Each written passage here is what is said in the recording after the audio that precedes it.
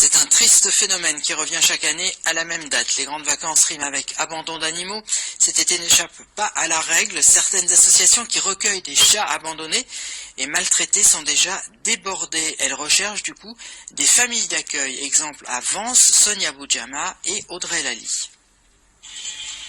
Des chats abandonnés, maltraités. Chaque été, c'est le même fléau.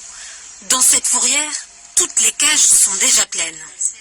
Est-ce que c'est lié au confinement ou pas? En tout cas, cette année, on trouve qu'il y a plus d'abandon et surtout de maltraitance à traiter. Et on a deux fois plus d'appels de la police nationale et gendarmerie pour venir chercher les animaux. Des chats maltraités, comme celui-ci, retrouvé dans un piteux état. C'est de la maltraitance passive, entre guillemets. On ne pense pas qu'il ait été frappé, mais en tout cas, il a été jeté à la rue.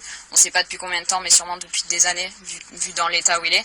Et c'est pas un chat sauvage, c'est un chat qui est hyper sociable, qui a été jeté dehors, et du coup, que personne s'en occupait. Ici, seuls 10% des chats recueillis sont adoptés.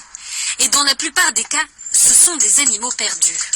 Il faut identifier vos animaux, surtout les chats. Il y a vraiment très peu de chats qui sont identifiés. Ça veut dire qu'on ne peut pas retrouver les propriétaires.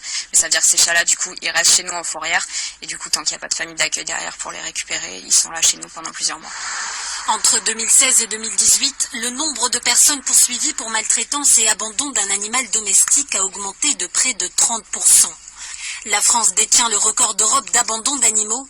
Près de 200 000 chiens et chats sont abandonnés chaque année.